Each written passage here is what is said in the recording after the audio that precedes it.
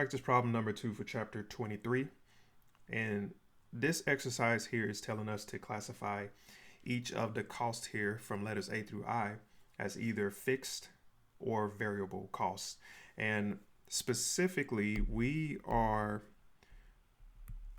going to focus on total fixed costs and total variable costs. So this is what they really want us to know. What is classified as total fixed costs and what is classified as total variable costs. Now, this does matter when it comes to total fixed costs and total variable costs, when it comes to defining these two types of cost here. So total fixed costs are costs that does not change throughout the period of production. Total variable cost does change. It varies throughout the period of production. So that's the difference. Now, this company, it looks like they are manufacturing and selling mountain bikes. I almost mispronounced that. Mountain bikes. So that's key. That's very important to understand because in order to produce and manufacture mountain bikes, you need a lot of the parts in order to produce a mountain bike or produce a unit. So there are going to be some raw materials that you need in order to use to assemble the mountain bike, and you need people also to assemble the mountain bike with the materials that are provided.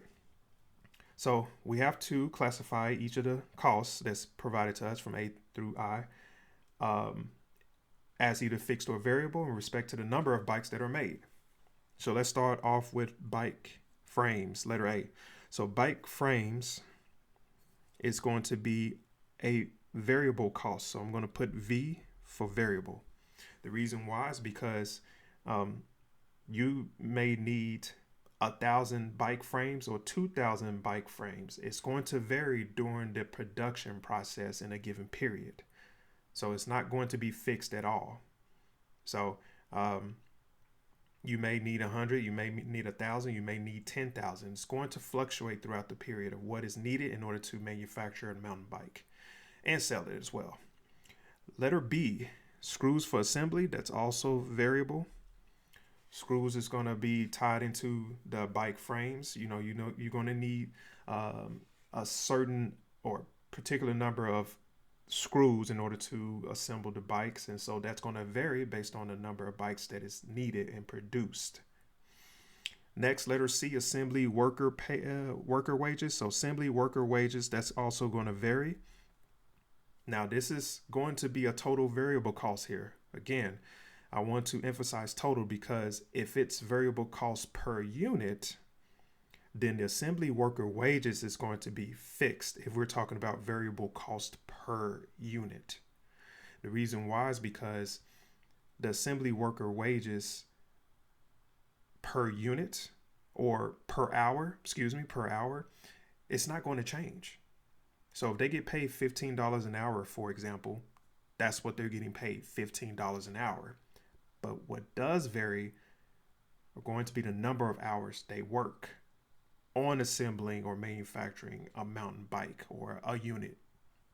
So that's going to vary. So the number of hours multiplied by the wage per hour, that's going to give you your total cost, specifically total variable costs. So assembly worker wages, we're focused on total variable costs. And it is variable. Letter D, property taxes, that's going to be fixed. F for fixed. So we're talking about property taxes in a given period. So that is going to be fixed. That's not going to change. Again, in relation to the production process. Letter E, bike tires, that's going to be variable. So that's going to be analogous to bike frames and the screws that's used to assemble. Bike tires, you may need 100, you may need 10, you may need 1,000 or 100,000 bike tires. That's going to fluctuate throughout the period. So that's variable. It's not going to be fixed. Bike paint, that's also going to be variable. So along with the bike tires, bike paint, there's not a fixed number of paint or amount of paint that is needed. So that's going to be variable. You may not need that much paint, or you may need a whole bunch of paint. So that's going to vary throughout the process. Letter G, accountant salary, that's going to be fixed. So me, when I was working in accounting as a senior accountant, my salary was fixed.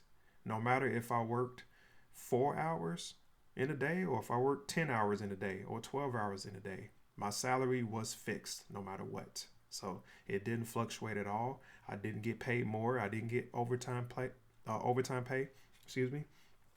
It was just whatever the salary was, whatever the amount, that's going to be the amount that I'm going to be paid, whether I work 2 hours during the day or 10 hours during the day. Salary is that's what it is when it comes to salary. It's a fixed amount.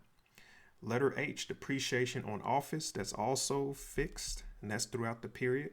Now, depreciation can change in the long haul, but when it comes to determining what the depreciation expense is going to be, whether it's on an equipment or office building or anything else that is deemed that you can deem as being depreciable, it's going to be fixed because you're going to determine what the cost of it is. You're going to subtract out the salvage value of it, and you're going to associate or apply it to the number of years you're going to need the office or equipment, etc. And that's going to give you your depreciation calculation. You'll notice that your depreciation calculation is going to be fixed for X number of years. So this is fixed. Lastly, we got supervisory or supervisor salaries. That's analogous to letter G, accountant salary. That's also going to be fixed. Key word here is salary, salaries. Let me go back up here to accountant salary. It's going to be fixed. So it's for the supervisors that are actually supervising the assembly workers in the factory to produce these bikes. Their salary is not going to change. So if they make $60,000 in a year, that's what they're going to make. So if you break that down on a monthly basis, that's $5,000 in gross amount. That doesn't take into consideration the involuntary and voluntary deductions that come out of the paychecks. But $5,000 a month is what they're going to get, whether they work 40 hours a week or 20 hours a week or 80 hours a week. Their salary does not change or fluctuate. They do not get overtime pay.